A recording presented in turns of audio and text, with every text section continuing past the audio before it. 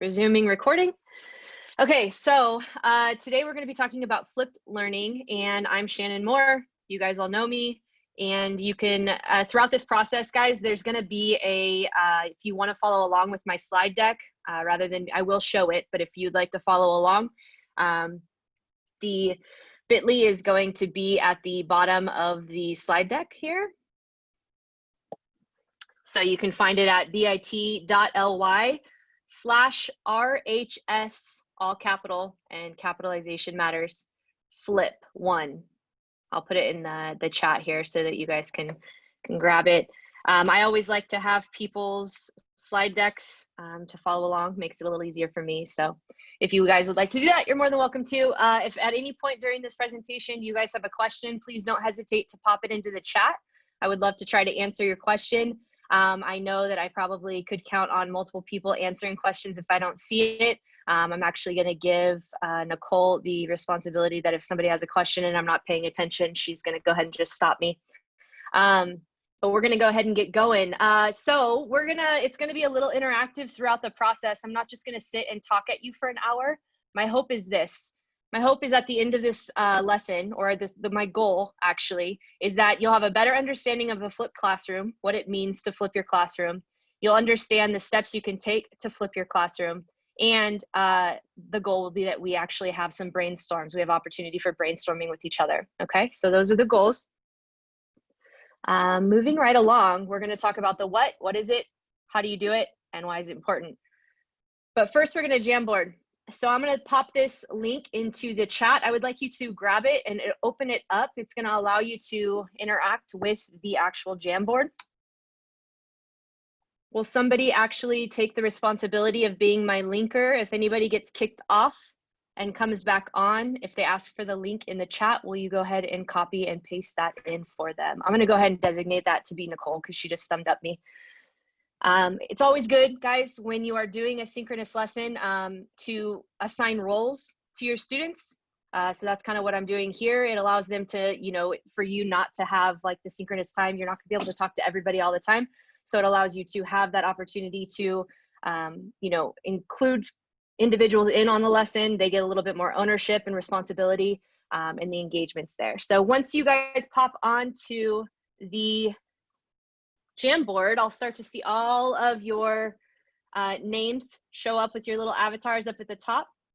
So we have 17 total. We're looking for 22 total participants. Mr. Quesada is bouncing around. You can see here. I think it's important for us to model also like the materials that we're using or the ed tech we're using. So Mr. Quesada, can you jump to frame number 2 for me so they can watch you? See, there he is. Over on the far right, you can see Rachel was all the way on number 4. And as you guys jump along, you could see Mr. Lohr's on number 2. Okay, so flipped learning, we're gonna go ahead and gauge where everybody's comfort level is. So if everybody would do me a favor and move to frame 2, please. You move to frame 2 by up at the top, there's this 1 of 4 if you just click the right arrow.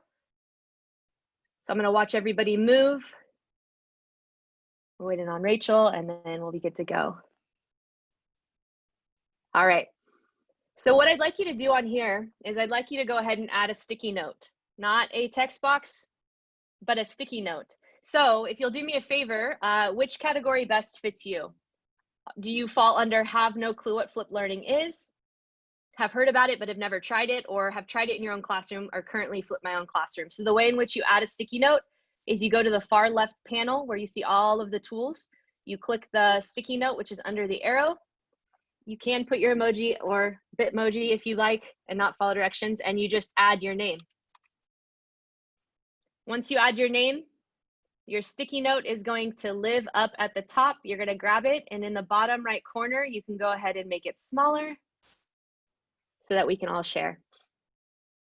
So I'm going to give you guys a second to do that. If at any point in time, remember, if you have questions, you're more than welcome to ask those questions. So we're looking at a couple people. You can move people around. You can make it a different color. All right. So it looks like most people are kind of in the middle here, right? Awesome. Cool. So we have a couple people living in the middle, and that works too. Everybody's playing now with the sticky notes. You guys are just like kids. Hey, Lisa, welcome. Or maybe that's Victoria adding for Lisa. Okay, so where we're at currently is most of us are kind of in this middle, right? We've heard about it, but we've not quite tried it.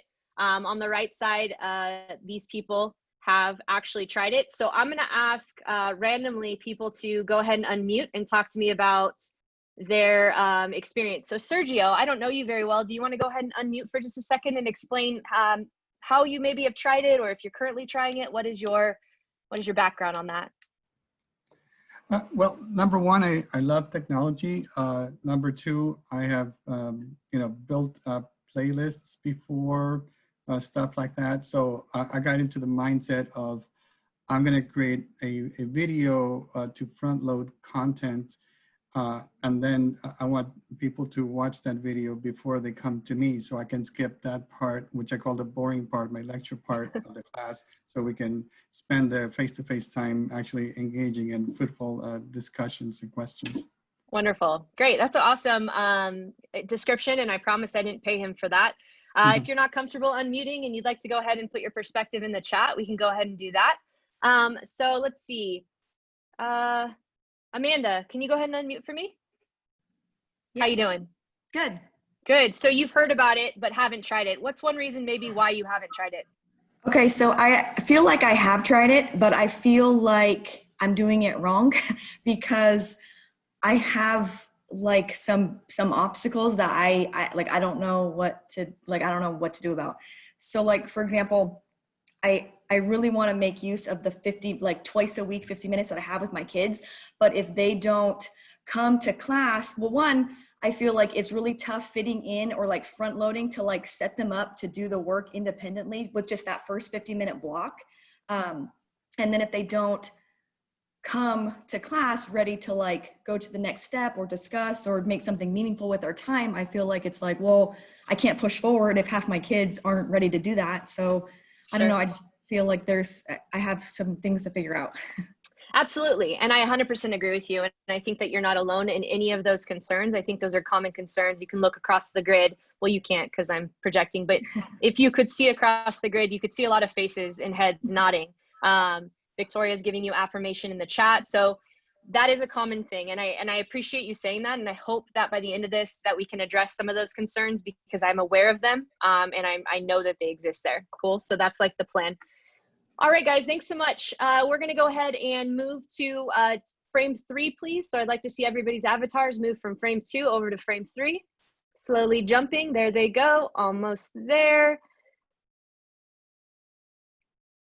Almost. Okay.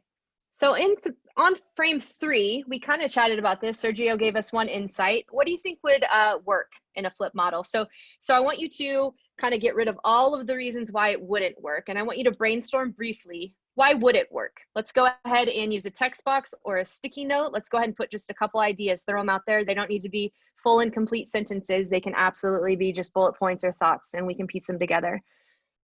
So I'm going to give you guys about 20, 30 seconds to kind of come up with at least one, and then we'll go ahead and move forward.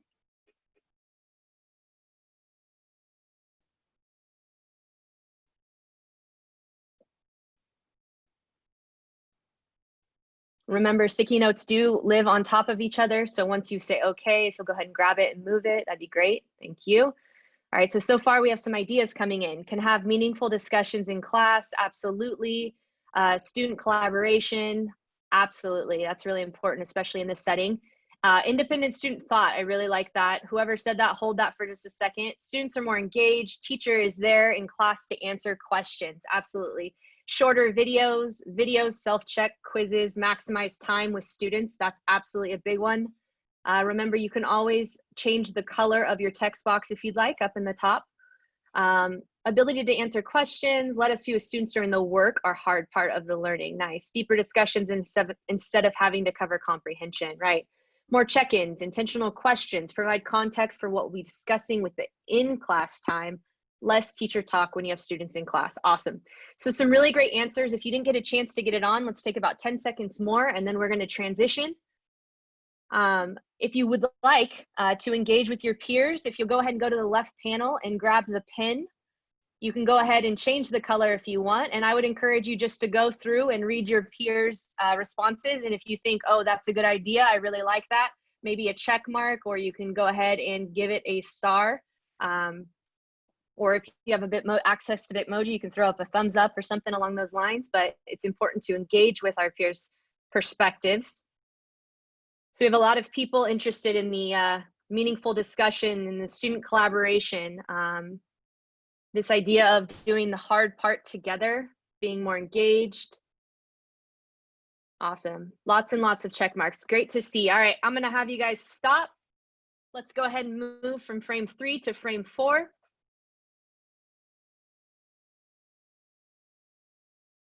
Looks like we're almost there. There we are, all on frame 4. Now, frame 4 asks you to think about the drawbacks. We can't be, not live in the realistic world and say that there's no drawbacks. There absolutely are. So what are some challenges we would run into with a flipped model? Let's go ahead and grab a sticky note or a text box, and let's go ahead and take about 20 to 30 seconds to add that in.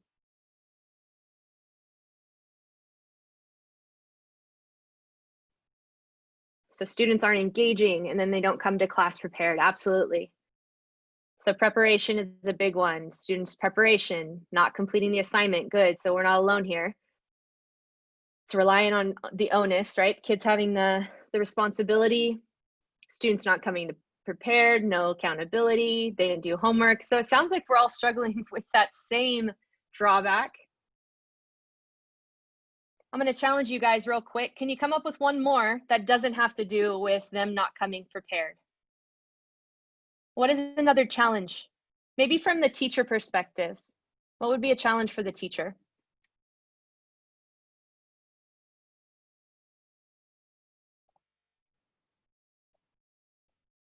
More prep, absolutely. Definitely more prep up front. Yep, so prep. What do you do with them in class time, right? If you're not lecturing, or if that's what your style's used to, right? Or you're not engaging with them in the material, what do you do? How do you fill that time? That's valid. Prepping in advance when you don't know what students will bring, right? Good, more prep, people starring that one. I love that we interacted. Okay.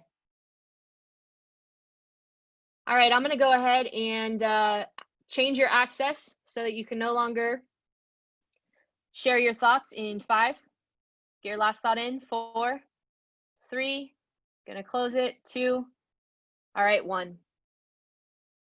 Wonderful. So this will live on this slide deck. If you didn't get a chance to grab the slide deck and you'd like to get that bit.ly, you can go ahead and get it in just a second when Saputo puts it in the chat for you.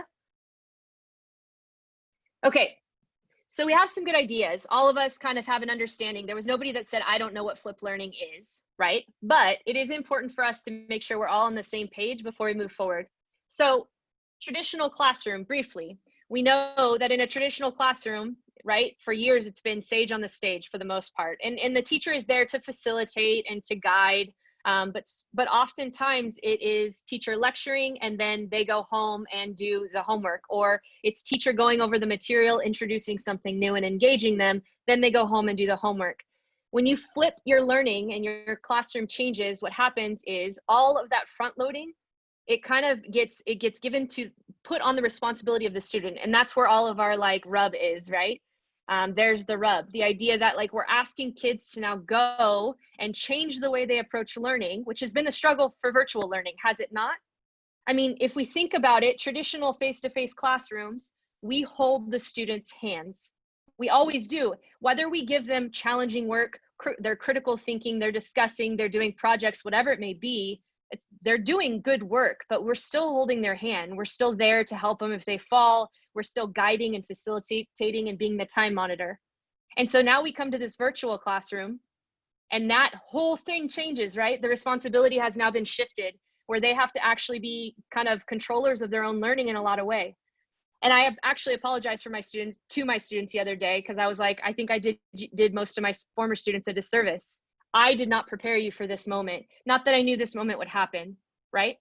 But I did not prepare them because now they don't know resilience. They don't know what to do or how to tackle a challenging situation. And so we're in this boat. We're all in this boat together. We're all struggling together, right? We're rowing forward. We're trying to figure it out. And I've tried quite a few things. This year, though, within the last 3 weeks, I've been doing flipped learning, like completely. And yes, some kids have dropped. Yes, I've had to be on them more. Yes, I've had to have constant communication with them and parents. Yes, it's been more work initially, but they're starting to understand the process now. And they're starting to see that if they do the work at home, then the engaging lesson in class is actually a good time, right? Will it happen overnight? No. Can you teach intrinsic motivation? I don't know, right? But I do know that flipped learning is kind of going to be my saving grace. Whether it's going to be yours or not, I guess that's up to you and your students, but I did want to give you some insight and show you some things today. So flipped classroom, they watch the lectures at home, we come to class, and it isn't about lecturing. It's not about anything other than clearing up common misconceptions, encouraging project-based learning, station models, discussions amongst peers, one-on-one time, individual small group learning, all those aspects. So this was an interesting thing I came across, and I wanted to share it with you because I hadn't thought about flipped learning in this way. So we all know Bloom's taxonomy, right? They shove it down our throat in our credential programs. And Bloom's taxonomy has all these different levels. And in the traditional classroom, most of the time spent face-to-face is in this understanding, remember area of Bloom's taxonomy. So in this, guys, we are giving them, while we're face-to-face, we're asking them to engage in the lowest form of thinking, the lowest level of thinking.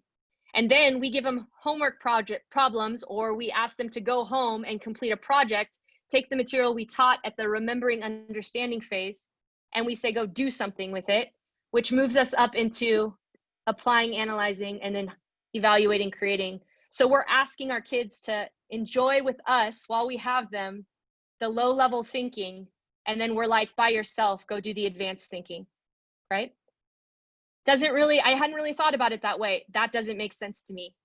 And so the flip model flips the Bloom's taxonomy upside down. It's saying at home before class, you do the low level thinking. You understand the basic foundational concepts. You get the lecture via video, podcast, whatever it's going to be, right? And then when we come together during class, we are going to apply those concepts. We're going to analyze, discuss, engage, really break down those concepts and actually see how they fit into the real world, into different models, right? Engage with each other. And then we're going to ask them after class to go do something. Now go create something with it. Now that we have it in theory, we've applied it, I want you to show me that you understand. Go create. And there is a difference down at the bottom here too, guys. It's not just that we say typically, okay, as an English teacher, go read this story, annotate it, come back, let's discuss. Like it has to be more than that. And I have some ideas I want to share in a little bit, but the creating, evaluating stage does require us to shift a little bit in our assessments, okay? Now, I'm on Twitter. I know people are probably sick of hearing about that, but I've gotten really involved in Twitter this summer. And so I did a Twitter poll and I had 91 participants. They took a poll and then I asked them to put all of their responses. So throughout the lesson, you're gonna see a couple snippets of their responses. This individual said that the favorite part of flipped learning is, in the words of a parent from their first flipped year, I am with students, quote unquote, for the hard part, right? Since flipping is a bit different this year, I asked students for feedback this week and they like that they can go back and rewatch the videos when needed. So they have the teacher support when we get to the hard stuff, but when we get to the easy stuff, they can stop, pause, go look for different outlets and avenues of support, even ask questions, but they have that support at home via video. So why does this all matter? Why do we even talk about it? To be honest with you, we don't have enough time. And if you have enough time, you feel like it's enough time with your students, please write a book right now, because I think that every single educator in the world is saying, I don't have enough time. I need more time, at least everybody I've talked to at Redwood. But what flipping does, it allows the time in the synchronous lesson to be that much more rich and engaging and allow us to dive in. So this woman said we're 50% online, 50% home this year. So they're doing a hybrid model. Students are watching short videos of lessons in Edpuzzle on home days with reading. In class days, we do labs, discussions, tougher practice questions, and this is a high school chemistry teacher. And I have some of her like work that she shared I can share later on. Here is our current reality, y'all. When we were face-to-face traditional, we had roughly 280 minutes of face-to-face time a week. And now that has been minimized to 100 minutes. That's a lot of minutes, right? And I know I'm not alone in saying that like my curriculum, I've had to slow it down, and I don't know how I'm gonna prepare my AP kids for the test fully. But we're gonna figure it out. I mean, it is gonna be what it's gonna be, right? There's no changing it. And so, but this is a thing we need to think about. That's not a lot of time. It's a big deficit in the amount of minutes. And every single day, I think my kids are sick of hearing it in synchronous classes. They're like, I tell them every time, man, I wish I had more time. Man, I wish I had more time. And they're like, we get it, S'more, we get it. Yeah, us too. So what can students do at home then? What could this look like? Well, it could be you could watch a pre-recorded lecture, read like something, a physical or digital text, participate in online discussions. It's what great that Schoology has that board, the discussion board, they can do that. Perform research, et cetera, et cetera. What do they do at school then, right? So some people said, what do I do in the class if I'm not sticking to my typical, like, you know, this is my approach. So you can do skill practice still. It can be either guided or unguided. I came across a video where they did a really cool station lesson, a virtual stations lesson using breakout rooms for a high school math class. If you're interested, I can send it to you later. Peer discussion, face-to-face. So face-to-face meaning through the computer, right? Debates, presentations, station learning, lab experiments, peer assessment or review. There's a lot more. These are just a couple snippets, but there's a lot of things that you can do in class. But remember, the goal is not to evoke the remembering or the understanding. That's not what we're pushing for. What we're pushing for is we got to see that they can apply it. We can help them, move them along, and ultimately, hopefully, push a little bit more ownership onto our kids. So reasons to flip. Why would we do it? Students have greater control over the pace of instruction, right? So they can pause or rewind the videos. They can retake tutorials depending on what you're giving them. They can review the material at a later date. So if your lesson is building, right, their skills that are building, they can go back to the original video and it's there for always if they needed to refresh their memory rather than going back into the textbook. And they can take as long as they need to master the material, right? They can watch a video over and over and over again. And if you give them external links, they can then go and look at those external links. They have the control. They don't know how to use the control yet, but they have it. You know what I mean? Teachers can support students by addressing misconceptions and misunderstandings, guiding the discussion, facilitating projects, creating a space for high-level application and thinking. And in a perfect world, we all want to be at that last level, right, as teachers. But sometimes there's that barrier of how do I get my kids there if half the class isn't ready to move there, right? And that's always going to be a struggle. So this person says, I've been flipping for 10 years of teaching IB math and AP calculus. For me, it's all about spending as much class time as possible working with students one-on-one, individual understanding of concepts and appreciation of other people. Can't do that with a lecture. I asked this guy, okay, so was it hard to transition, right? From like lecturing to what a virtual classroom and that flip looked like. And he said, absolutely it was. At first, it was really challenging. The kids weren't really on board. It required me to really be on them constantly with like communication at first.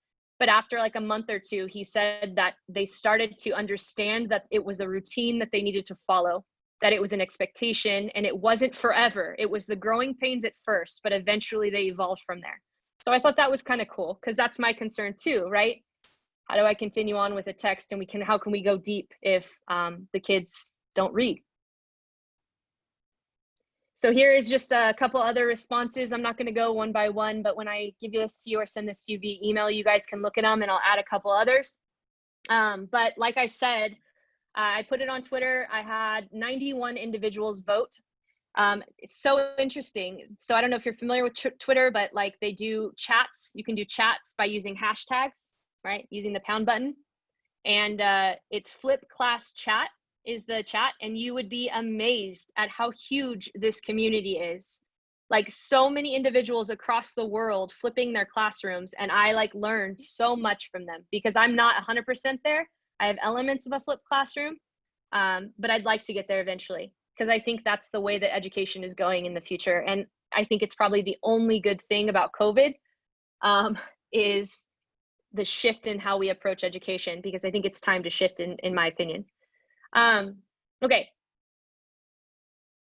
So here's just a simple little like model of like how this could look when because we're going to get to like the preparation phase. I'm going to stop for just 1 second and I'm going to ask for any questions.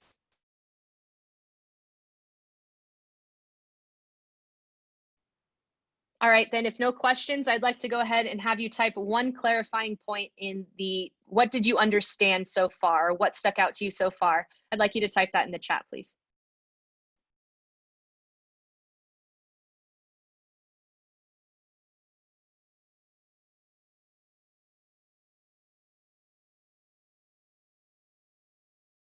Y'all are like, man, I should have asked a question. One thing I understood was good. Difficult together, I like that, good. Front loading is key, absolutely. Video of lessons, class time for practice, lots of one-on-one. Model represents a shift in education, good. Front load, flipping the class takes time, but it's worth it. Students can control the pace. Thanks, Steve. Utilize time instead of lecturing.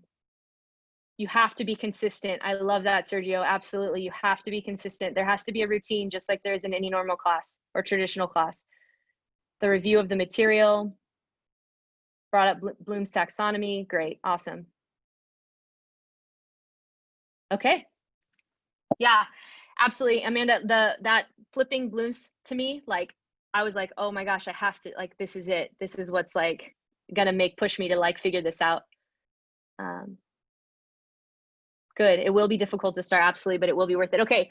So thank you guys so much for your responses. It's great conversation. And don't be afraid at any point in time, if you agree with one of your peers and you want to go ahead and agree with them in the chat. Everybody likes to have their statements agreed with, and so you can absolutely give people affirmation. All right. So outside of class, first and foremost, student learning outcomes are the ultimate goal, right? So you have to kind of identify what are those. Then you select the content, the best delivery method for whatever your lesson is. You go and then you create and find it. You do not have to reinvent the wheel, guys. There's so much on the internet. There's no point in feeling like you have to do all these videos on your own. I know like Mackenzie has been using a lot of Edpuzzle this year, and not all of those Edpuzzles are her own lectures, and that works because somebody's already did it and it's free and they put it out there for you to share and use. So it's awesome. And then once you're inside class, same thing happens. You have to have an outcome for the class period synchronously. It's not like it just automatically the same objective transfers from an async to a sync lesson. You select what assessments you're going to use. Those don't always have to be tests, multiple choice or written. We're going to talk about that. And then you select the activity and you guide students through it, coach students through it. Imagine if like the test is given, the assessment is given, and the activity kind of correlates, and your goal is when you break them out into breakout rooms, and your goal then is to pop in and just continue to check in and enhance the learning while giving them supports and scaffolds, right? That could be a great thing because now you're getting that individual contact with small groups of students versus just sharing out and talking to people, right? A bunch of different squares. And anytime we can engage with kids, I know it makes my heart happy, and it does enhance the depth of learning for all of our students. Okay, so this one is super important. We have to start with the why. If we're not starting with a why, we're the same way, right? We're all, I look across this room, we're all very intellectual human beings.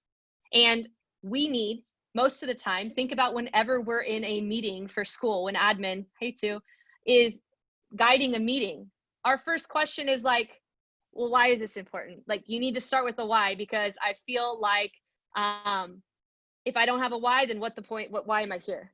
And so you need a goal for learning, and you need a lesson objective, both for the async work and the synchronous. It can't just be for one or the other. There needs to be a goal. What are you trying to achieve in that moment? And those look different.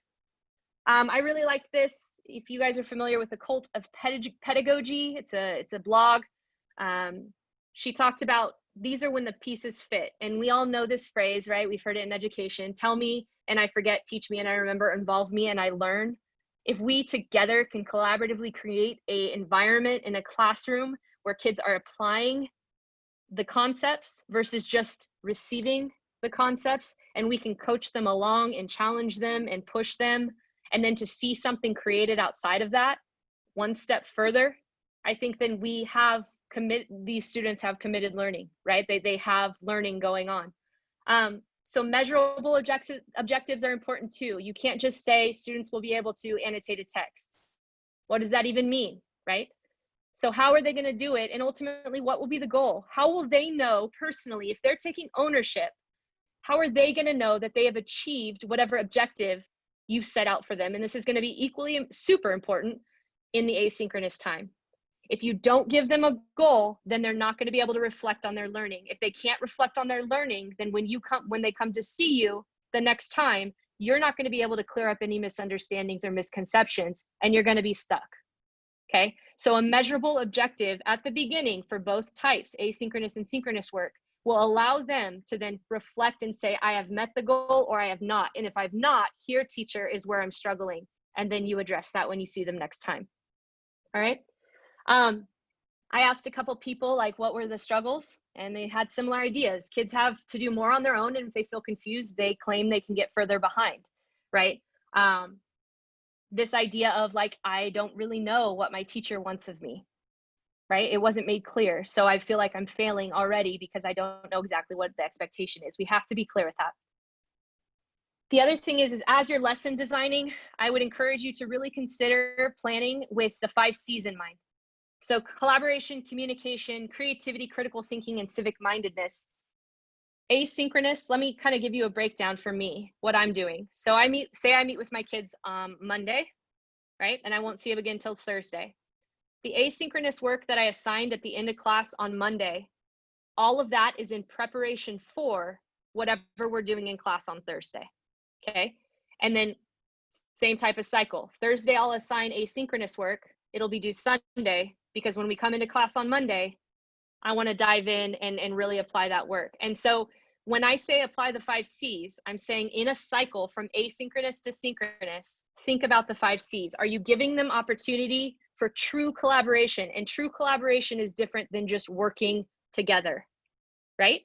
True collaboration asks them to build on top of their peers' ideas, right? So the way that I do it, Brenda, is I assign it Monday. So I have kids, my AP kids fall on 1, 2, 3. Okay. So I assign it Monday. They have until Wednesday night to turn it in. So whether they do it on Wednesday or they do it Monday night or Tuesday or whenever, not my problem. Like, we want them to work on Wednesday, but the goal is that they get it in by Wednesday for Thursday. And I kind of feel okay about that because that mimics the way that college works. You have like a couple days to get it done. So communication, you need to give them opportunities to not only engage with their peers and talk through, but also opportunities, like I mentioned, for reflection, where they can think about their own thinking processes, metacognition, process, think, what is my internal dialogue? What is my internal monologue saying about this concept or this idea? Where am I stuck? Where am I not stuck? Offer those opportunities for them, build them into your lesson. Creativity, this one, I think, is where we lack a lot of the time, right? We're so afraid of like moving outside of the norm. And so we don't think about alternative assessments. We think about what works for us and what we've seen in our own high school or learning experiences. And sometimes that isn't what's best because we evolve. Critical thinking, right? That's where that Bloom's taxonomy gets flipped, the higher level thinking. We need to make sure that we're not only engaging them at the low level thinking, the remembering, understanding, but we're really asking them to take a concept, apply it, and then create. And then civic mindedness, we should always be mindful to express, like, how does this fit into me and the world? How does this all go together, and how is it going to form and shape the way that I see things, right? If we're not doing that, we're not doing our job. We're just delivering information. But thinking critically about it and how it applies to their life then makes more meaning for them. They own that responsibility, and it makes it personal and applicable. And ultimately, it helps with the conversation when you see them again. Some ed tech tools. Let me double check. Yeah, so some ed tech tools perfect for the flipped classroom. And like I said, I will give you this deck. I will email it just in case you didn't get a chance to grab that bit.ly. All of these are linked. So you click on it, it'll take you out to each of the different websites. So we have Flipgrid, Edpuzzle, Pear Deck is my go-to. Adobe Spark is a creative platform. Loom is a recorder. TED Ed gives you like TED Talks, but they're educational. PhET is a physics, biology, chemistry, interactive like simulation. Nearpod is similar to Pear Deck, Screencastify, and then all of the Google tools, which I'm a huge fan of. We played with Jamboard, so docs, forms, sheets, slides, drawings, Jamboard, Drive, okay? So here are some tips and tricks for creating engaging lessons. So this is kind of one of the ways that I approach it. I think about in terms of, what do I want my students to take away, right? So that has to start, right? What ultimately do I want them to understand? What is my learning target? I usually add that to my videos. What are some key questions that I'll ask before, during, and after my video? And then engagement. How will I use visuals and audio and video and all that good stuff to engage the kids? Because if they're just watching your talking head, even if it's only 2 minutes, I'm sorry, they want to see your face, but they don't want, that's not visually appealing to kids, right? It's not visually appealing to me either. So you think through this take 2, right? It said 2 right here that it was clever, but I think because we're older, our videos are a little longer. I think they say 1 to 1.5 minutes max for every grade level. So if you have a 10th grader, 10 minutes, right? Here are some tips. Keep it short, use visual images, create guided or embedded questions. Edpuzzle is great for this. So is Pear Deck or Nearpod. Test the knowledge with quizzes and self-assessments. Give them opportunity for that checking for understanding to self-monitor and understand. Edpuzzle has those built in. I know you're overwhelmed. I see it in your eyeballs. Don't worry. This is step by step. You don't need to do this tomorrow, okay? So breathe. Use pre-existing videos and be yourself. One thing that I will encourage over and over and over again, guys, is don't try to get your videos perfect. Because what perfection does, if you aim to be perfect, you're showing your kids that failing forward is not an option. But if you're honest and you're true and you do it and you have some mess ups and you apologize and show them and model them how to fail forward, that right there is teaching them another soft skill that they learn. They want to see that their teacher's honest and real. And then down here, steps for making flip videos. This is a great little infographic that you guys can zoom in on and look, and takes you step by step. So once again, if you missed that, it's just down here at the bottom. I clicked right here, okay? A lot of links. Anytime you see a cursor go from the arrow to the pointer finger, you know that something's linked. Fun fact for the day. All right, we're almost there. Stay with me. It's 3:15. We have to be back, correct? Give me a thumbs up if I'm right. Cool, thank you. Hands in the air. Hands on your head. Cross your arms. Steve, are you with us? Rachel, are you with us? All right, just want to make sure. Cool. All right, so the other thing that I wanted to point out was that choice matters in regards to flipped learning. So instead of mandating only one expression, guys, of learning, one way only, right? Give them an opportunity. Does it take more time? Oh my gosh, yes. Do you have to reinvent the wheel? Absolutely not. There's so much out there. And so, but if you give them opportunity for choice, when they go and they do those higher level thinking at the top of our Bloom's taxonomy pyramid, then they get to choose what's good for them. They get to show, I am good at art. I am going to draw you something, or I'm going to go to Adobe Spark, or I'm going to be awesome and create a video for you. Or I'm more comfortable written, so I'm going to write it down and turn that in. But if you give them opportunity for choice, it caters to them, which ultimately allows them to be more engaged and makes them excited and take on more responsibility. So we worry about onus, kids not doing the work, kids coming and then only doing part of it. Right here, guys, is how you can start to maybe build that and alleviate that. If you give them a choice in expression, then maybe, just maybe, it might change some things. So as an English teacher, I have my kids read and annotate, right? Well, maybe they're artsy and maybe their brain doesn't think in words, but it thinks in images. So why not give them the opportunity to sketch note, right? Or maybe they can express their understanding not by annotating, but by pulling and creating like a Google Slides presentation or a video. I found this really cool thing called book snaps, where you can take Snapchat and you go ahead and take a picture of the book, and you could put your Bitmoji and you can highlight and put like circles and mark up your little book snap, right? Snapchat, meeting them where they're at, okay? So think about that. Think about how that could work for you. This really has been my like mantra in regards. This year, my focus is maximize choice, and elevate voice. Those are my 2 foci for, is that even a word, for this experience, because I think that if I can do that, then I can give them more ownership of their learning, and maybe they'll meet me almost halfway, right? But we cannot, and we do this all the time, we cannot limit our students by our own limitations, because all of our students are different. And if we're being honest and we're individualizing our learning, our teaching, then we need to start thinking about personal expression and how are kids going to share that.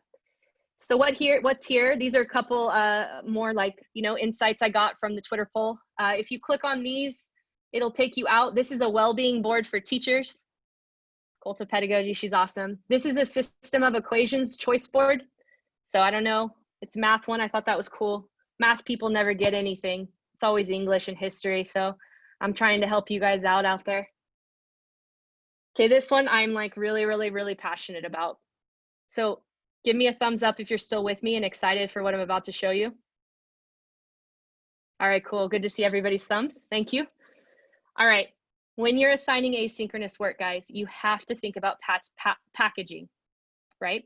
So reality, this quote here is so true. Reality is irrelevant. Perception is everything. So when kids look to their Schoology or their Google Classroom page, and they see that they have 4 different assignments that are due in 2 days from one class, and that's just one class. And maybe those assignments, if we really dove in, it was like 1 or 2 things, small things that they had to do, right? They still see 4, right? I'm gonna use math as an example just because it makes the most sense to me, because you guys use an online platform. We know that when we see like the math problems on IXL, that it's like short problems, right? 1 or 2. And normally when you have them face-to-face, the homework problems are gonna be like 20 of them. That's what I remember from high school, right? So to do 1 or 2, I'm actually doing you a favor because I'm only giving you 4 of those. So it's 8 instead of 20. But they see 4, even if it is 1 or 2 minutes or 1 or 2 problems, and they freak out because perception takes over. So let's manipulate the heck out of them is what I say. And so let me show you kind of what I do and what has worked for me, right? I've seen my turn-in rate, because when I first started, I have AP, mind you. I had 23 Fs. Now, maybe you're like, hey, I got you beat, and that's fine. But for AP in the first grading period, I've never had that many Fs in my life. I flipped it. I've been doing this 3 weeks. I have 1 F now. Kids are turning in work because they said that they like the way that things are packaged. Okay, this does take more work. I'm just gonna throw that out there, but you get used to it. So what I've done here is I've included this is a picture of a slide deck. So that when I say slide deck, it's like a Google Slides presentation.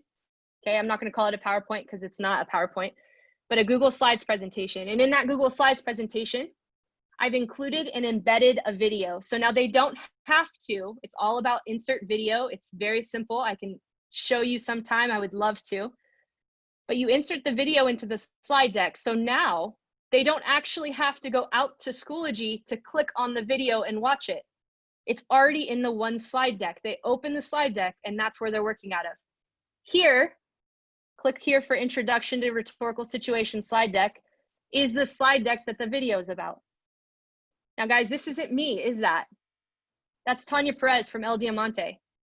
I'm not recreating the wheel if she did it for me already, right?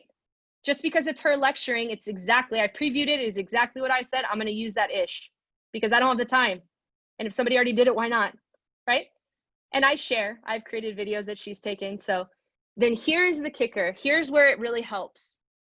So you can link inside of slide decks, inside of Google Slides, you can link it. So down here where it says click here for Schoology note-taking assignment, I want them to watch that video and I want them to take notes.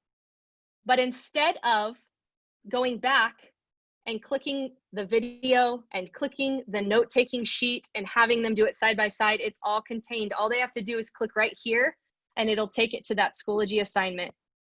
They don't have to go find it in any of the folders. It's all self-contained. So I had the question, do you create an index for kids to find things easily when they're looking for older information? No, but that's a great idea. I think I've switched to determine that I'm gonna make a Google site and put all of my reference materials there. I think that that's a better option for me. So what does this look like? Let me show you really quick.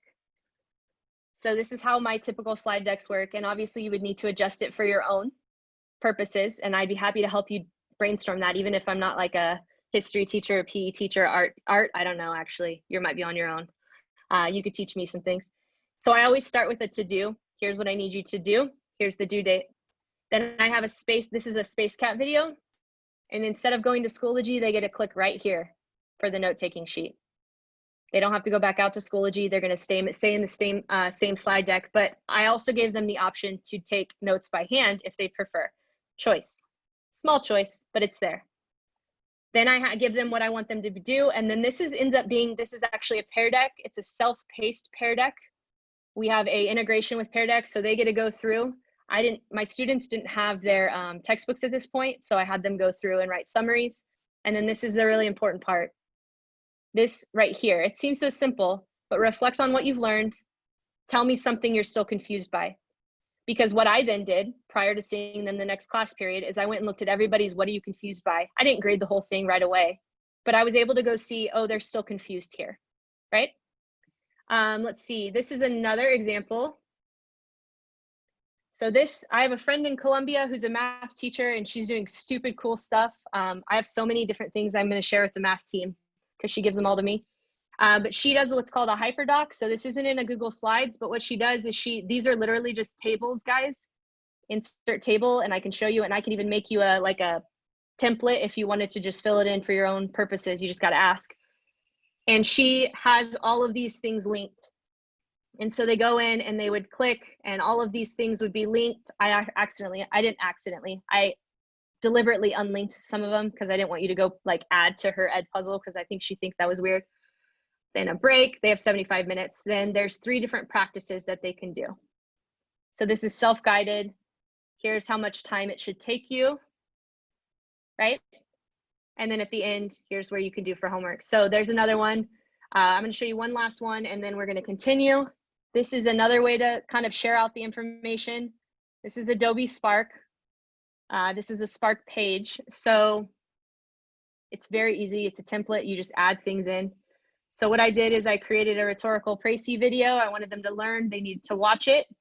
And then they keep scrolling. And at the end of the video, there is a piece that they read that helps with the rhetorical précis. I've linked it just in case they wanted to read along. I also, on that video, like read the story out loud to them for our auditory learners so that they can visually and audibly listen. And then their task at the bottom, okay?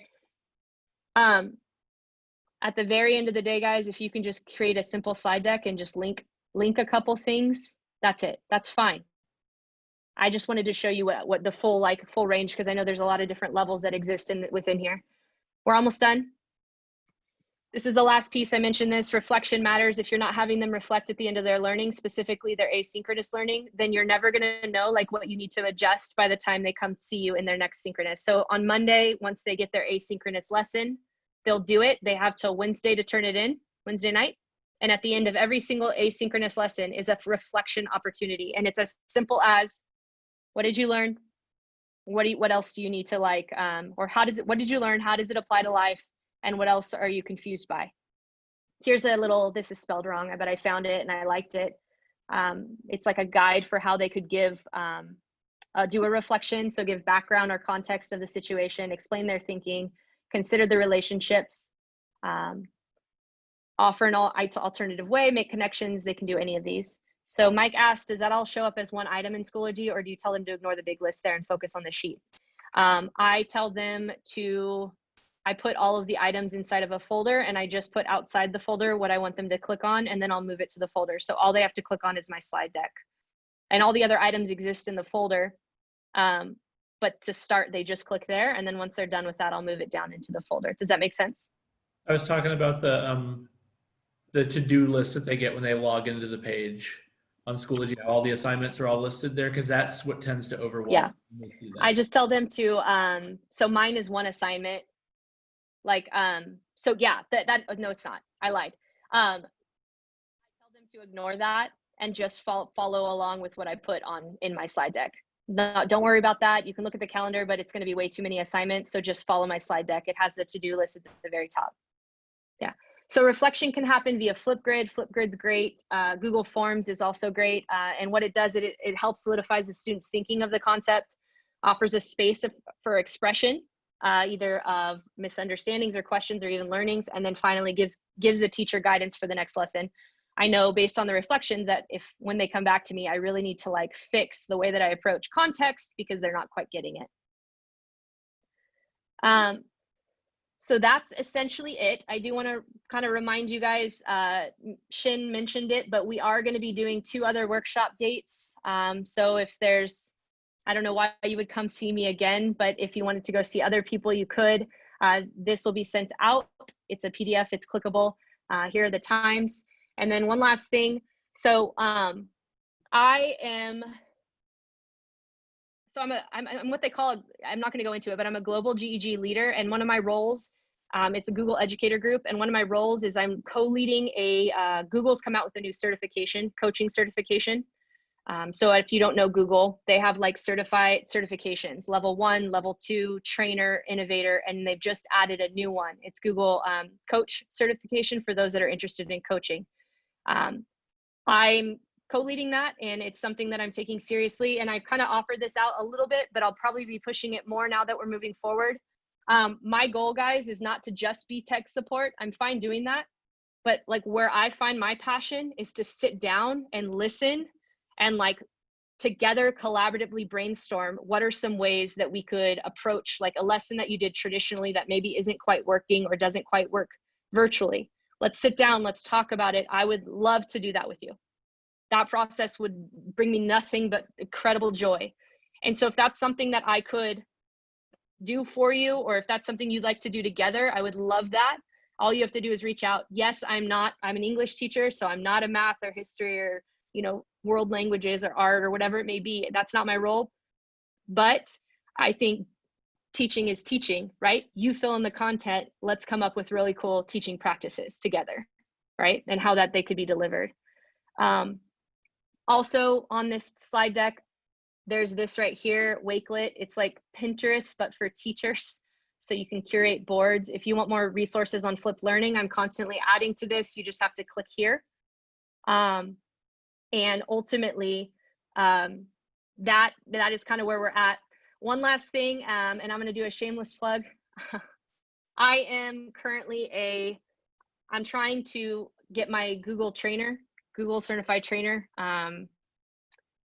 certification, and I need feedback. It's part of the process. So if you wouldn't mind maybe doing that, you don't have to do it now. You can do it later. Or I'm going to also probably send it in a link with the slide deck. So if you'd like to do it another time, but it simply is asking like, what did you like? What could I do better on? And I want to take that into consideration because this isn't going to be the last time I'm sure that I'm leading a PD, right? I appreciate you guys. Guys, let me real quick. Thank you. And also, this is not my template. I stole this from Slides Mania. So if you don't know Slides Mania, I'd encourage you to use it. And then my one last thing to you guys, this is freaking hard, right? I think, this teaching thing, this virtual teaching thing is probably one of the most challenging things that I've had to deal with. Like the emotions are ups and downs and everything else. And I think a lot of the time, we have this idea that we work in isolation, right? I have my little small group, or I don't. I'm just going to do me. I'm going to keep my head down and kind of forge forward. That's impossible with this situation. And I don't know if you guys agree with me. Maybe you don't, but I truly am standing behind the idea of #BetterTogether. And so Ranger Lodge is something that I know that it is like hit and miss for some. Some people are like, I don't have the time. But as someone who's isolated, it's really, really something special. And maybe it should have been something that we did a long time ago. And maybe